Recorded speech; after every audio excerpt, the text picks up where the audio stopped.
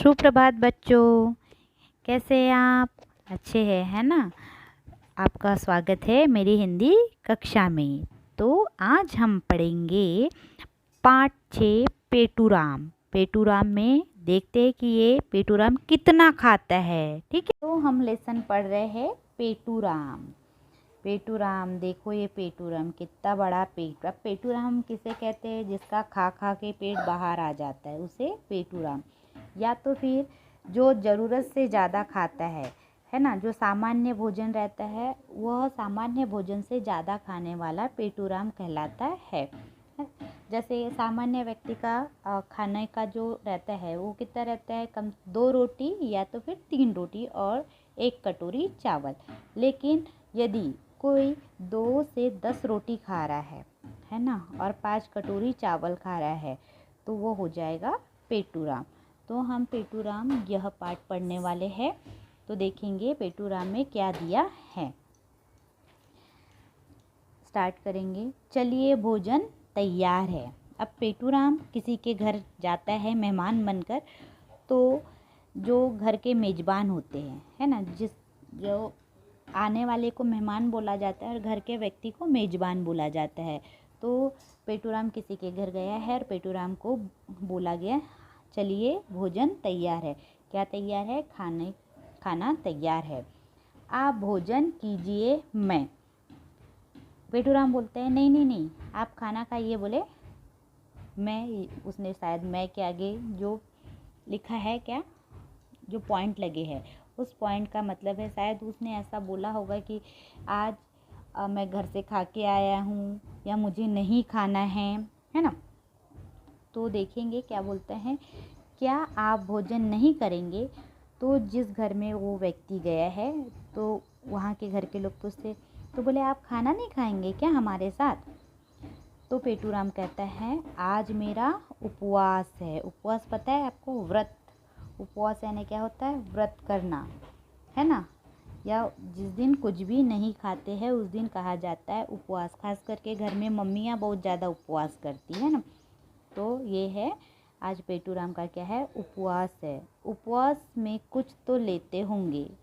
तब उस घर का व्यक्ति पूछता है कि ठीक है, उपवास है तो उपवास में कुछ तो खाते होंगे। क्या खाएंगे उपवास में? बताइए ज़रा, हम उसका इंतज़ाम करते हैं आपके लिए। हाँ, थोड़ा बहुत खा लेता हूँ। पेटूराम क्या कहता है कि हाँ, थोड़ा बहुत खा लेता हूँ। मतलब उपवास है तो उपवास के तौर पे हम क्या खाते हैं? 2 केले, है ना, या कोई 1 सेब खाता है, कोई अनार खाता है, कोई अनानास, मतलब कोई भी फ्रूट्स लेते हैं। या तो फिर कुछ लोग भगर बनाते हैं, कुछ साबूदाना की खीर बनाते हैं या खिचड़ी बनाते हैं। ये होता है उपवास का खाना, ठीक है। लेकिन अब ये बोला हाँ, थोड़ा बहुत खा लेता हूँ। देखते हैं बेचारे पेटूराम क्या खाते उपवास में। फिर संकोच कैसा, कृपया बताइए। तब वो घर के व्यक्ति पूछते हैं, तो बोले फिर इसमें संकोच क्या है? आप जो खाते हैं वो बता दीजिए, हम क्या करेंगे? लेकर आते हैं। तो घर के लोगों ने पूछा कि संकोच कैसा है, करना है, बताइए क्या खाएंगे। तो पेटूराम कहते हैं, अंगूर मिलते हैं? अंगूर जानते हैं ना, ग्रेप्स। क्या अंगूर मिलते हैं? तब बोलते हैं हाँ, बहुत मिलते हैं। बोले हाँ, मिलते हैं ना अंगूर हमारे इधर। केवल आधा किलो मंगवा लीजिए। कितना अंगूर मंगवाना है? आधा किलो। ठीक है। फिर घर के लोग बोलते ठीक है, और क्या चाहिए?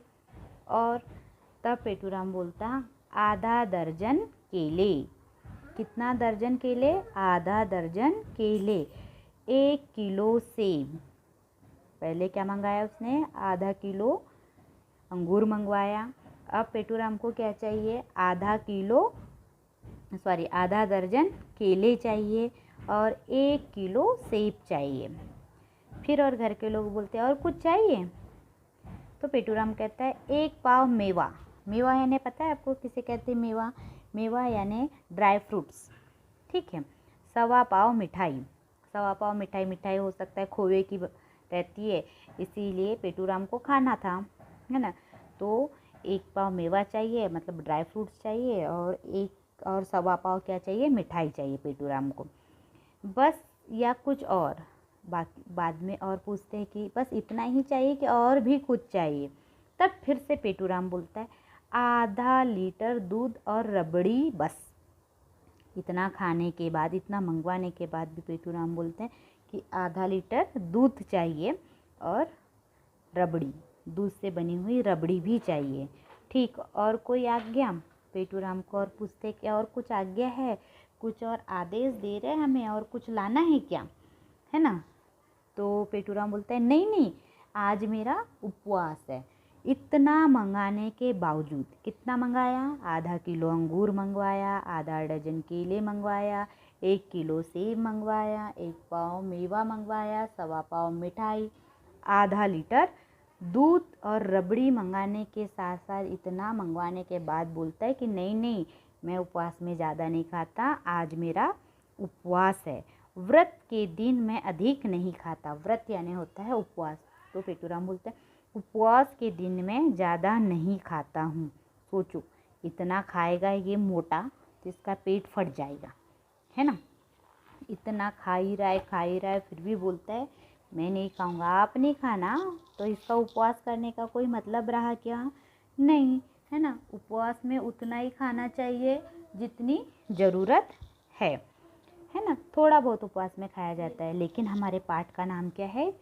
पेटूराम। और ये देख रहे हैं आप, पेटूराम इतना सारा मंगवा लिया और बोलता कि आज मेरा उपवास है। तो ये लेसन आपको अच्छे से समझ में आ गया होगा।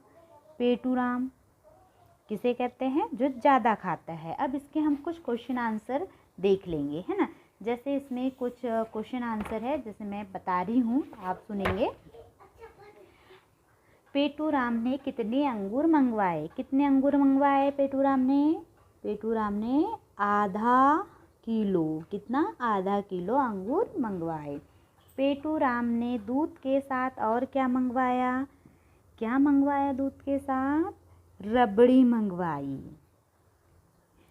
तीसरा क्वेश्चन पढ़ेंगे हम। पेटूराम ने कौन कौन से फल मंगवाए? कौन कौन से फल मंगवाए पेटूराम ने? पेटूराम ने मंगवाया अंगूर, केले और सेब। 3 प्रकार के फल मंगवाए। पेटूराम ने कितने केले मंगवाए? पता है ना आपको कितने केले मंगवाए? आधा दर्जन। कितने? आधा दर्जन केले मंगवाए पेटूराम ने। ठीक है, इसमें मैं आपको कुछ फिल इन द ब्लैंक्स मतलब रिक्त स्थान भी दूंगी और वो आपको पूरा करना होगा। ठीक है, अब हम यहाँ पर देखेंगे कुछ चिन्हों को पहचानो और पढ़ो और समझो। तो अभी तक हमने जो इंग्लिश में पढ़ते थे एक्सक्लेमेशन साइन, है ना, यही है विराम चिन्ह। तो ये विराम चिन्ह कैसे होते हैं? जैसे हिंदी में, इंग्लिश में फुल स्टॉप बोलते हैं, double inverted comma, single inverted comma, exclamation sign, है ना, हाफ कोलन। तो ये यहाँ पर हम पढ़ेंगे कुछ चिन्ह हैं। जैसे आप देख रहे हैं एक सीधी लाइन, वाक्य पूरा होने के बाद, जैसे ये पूरा वाक्य हुआ और ये जो एक लाइन लगी है इसे कहा जाता है पूर्ण विराम। क्या कहते हैं हिंदी में? पूर्ण विराम। ठीक है, फिर ये है अल्प विराम। ये कौन सा है? अल्प। अल्प का मतलब है थोड़ा रुक जाना। ठीक है, अल्प विराम।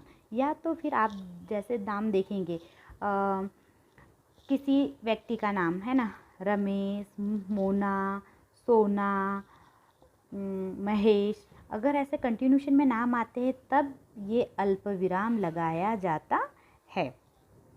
उसके बाद है प्रश्नवाचक। जब हम किसी से प्रश्न पूछते, जैसे यहाँ पूछा गया ना कि अंगूर मिलते हैं क्या, है ना, पेटूराम ने पूछा था ना, क्या पूछा था? अंगूर मिलते हैं क्या। जहाँ पर प्रश्न पूछा जाता है तब यह प्रश्नवाचक चिन्ह लगाया जाता है। ये है विस्मयादिबोधक। कौन सा चिन्ह है? विस्मयादिबोधक। ये चिन्ह का उपयोग हम कब करते हैं? जैसे वाह कितना सुंदर है, जब आश्चर्यचकित जो बातें रहती है वो बोलने के लिए विस्मयाबोधक चिन्ह का उपयोग करते हैं। ये है अर्धविराम। क्या है ये? अर्धविराम। अर्धविराम मतलब बोलते बोलते थोड़ा सा रुक जाना। जैसे है नहीं नहीं, बोला ना नहीं नहीं, तो नहीं नहीं के बाद हम एकदम से पढ़ लेते कि नहीं नहीं आज मेरा उपवास है, ऐसा नहीं पढ़। नहीं नहीं, थोड़ा सा रुक रहे हैं, तो ये हो गया अर्ध विराम। तो ये विराम चिन्ह आपको पहचानते आना चाहिए। अगर कोई सेंटेंस दिया है उसमें विराम चिन्ह आपको लगाते आना चाहिए। जैसे देखो यहाँ पे जैसे हमने 4 विराम चिन्ह पढ़ा, एक पूर्ण विराम, अल्प विराम, प्रश्नवाचक, विस्मयबोधक और अर्ध विराम। कितने चिन्ह पड़े? 1 2 3 4 5, ठीक है। और यहाँ पर उन्हें लगाया गया है सेंटेंस में। अंगूर मिलते हैं, ये प्रश्नार्थक हो गया, है ना, प्रश्न चिन्ह लगाया है। मैं के बाद में विस्मयादिबोधक चिन्ह है। फिर नहीं नहीं में अर्ध विराम और आज मेरा उपवास है के बाद पूर्ण विराम। फिर उसके बाद आधा दर्जन केले। फिर यहाँ पे एक क्या है? अल्प विराम, 1 किलो सेब। अल्प विराम मतलब थोड़ा सा रुक जाना, ठीक है। तो आपको ये लेसन समझ में आ गया होगा।